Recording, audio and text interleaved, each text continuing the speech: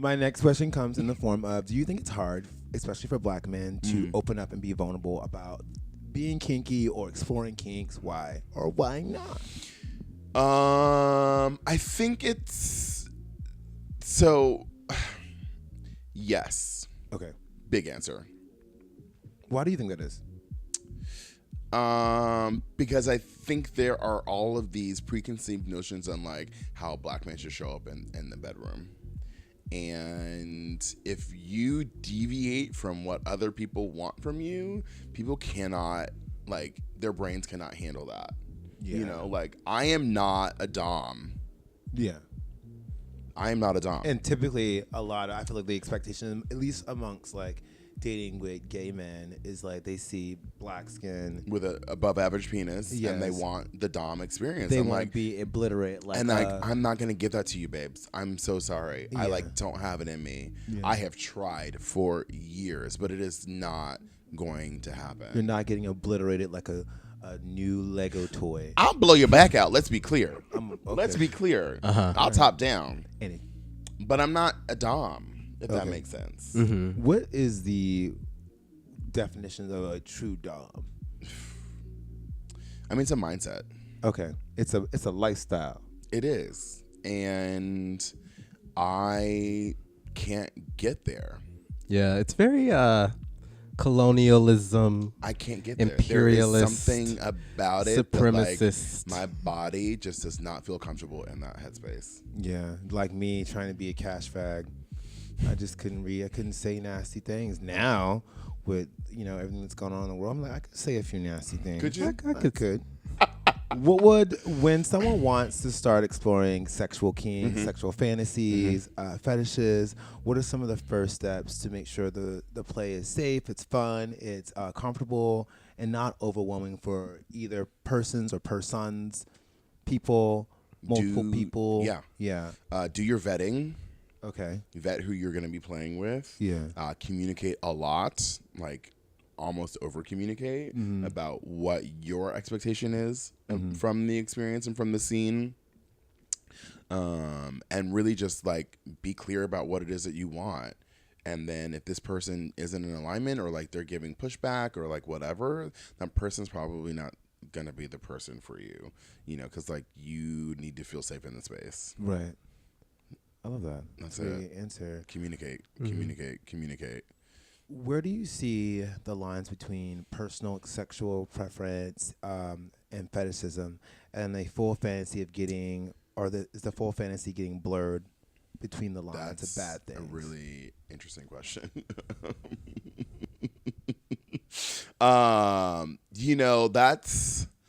That's a hard one. And I think that's the work that we get to do, like when we're in these spaces, is like really investigating if I am fetishizing someone or if this is like a sexual preference. I don't like sexual preference is so weird. Like I don't have a type. Yeah.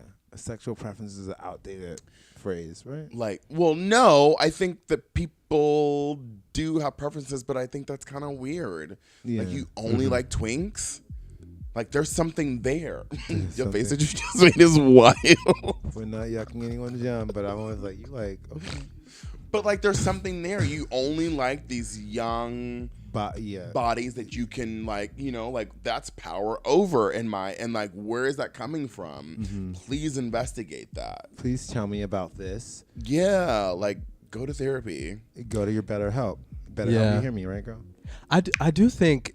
Does that make sense? No, for sure. But I mean, I can relate to having a preference towards certain things, right? Like, I feel like the first fantasy I ever had of a man was like an older man, a very like muscular, masculine man. Yes. And I found that even to this day, like I'm trying to push myself to look beyond that for like sexual partners, romantic partners.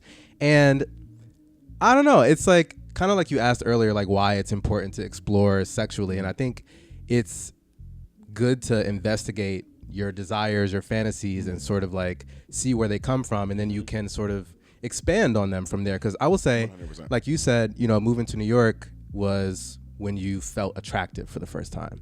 But moving to New York for me, I feel like was the first time I was exposed to like such a variety of people. Yeah. To explore sexually with all different kinds of people, which just changed, I don't Everything. know, my attraction and desires, I would Same. say. Yeah, I'm the same. I was also going to ask this question. It was actually in there. I don't know what happened to that question, but I'm still going to ask it. The lines between fetishism and kink tend to be blurred, especially when it comes to black men with the phrase BBC. So I mean, I don't use the phrase. I don't use the phrase either. Just because it's just such a really distinctive, It's uncomfortable way to describe someone. You don't ever see. Well, never mind. Don't say that. But what is your how BBC? If you hear it, where do you categorize that? I mean, pure fetishization, and like it has you are not interested in engaging with me. Yeah. You are interested in engaging with my body part. Yeah. And like we live in New York, you can get that anywhere. And people have. Everyone's different. Everyone has there are a some preference. black folks who really enjoy that term and use it freely. And I'm like, go find those people. I'm not that person.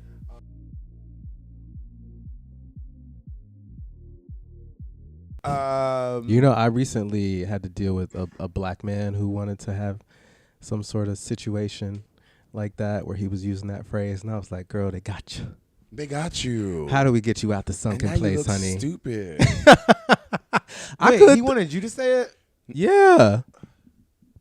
I was like, hey, honey, not this. Not Hey, this. honey, not this. Wait, there's that other story that you had. No, honey, it's the same one. It's the same. It's the same one, honey. That's the same It's such man? a shame. I'm so mad, y'all. Oh my God. Was it good? We didn't do anything, honey. You couldn't get there mentally because like you were already starting off at a negative. It was just weird from the start. Yeah. The texts were very out Was the he over blue. Yes. Okay. Sorry. Out- I'm sorry. I'm just like, no, there is a generation of folks. Yeah. Okay.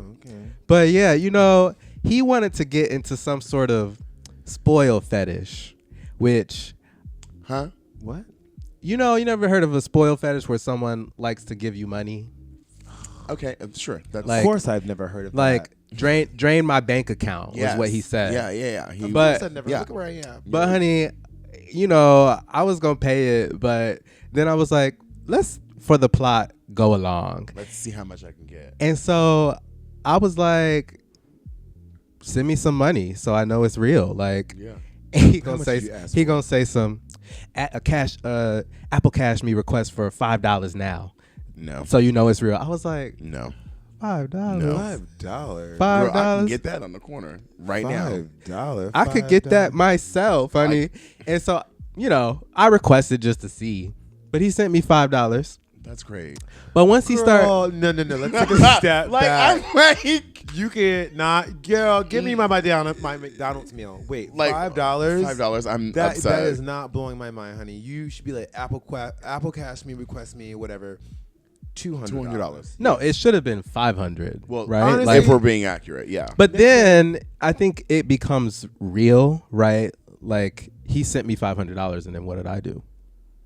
Did you get $500? No. God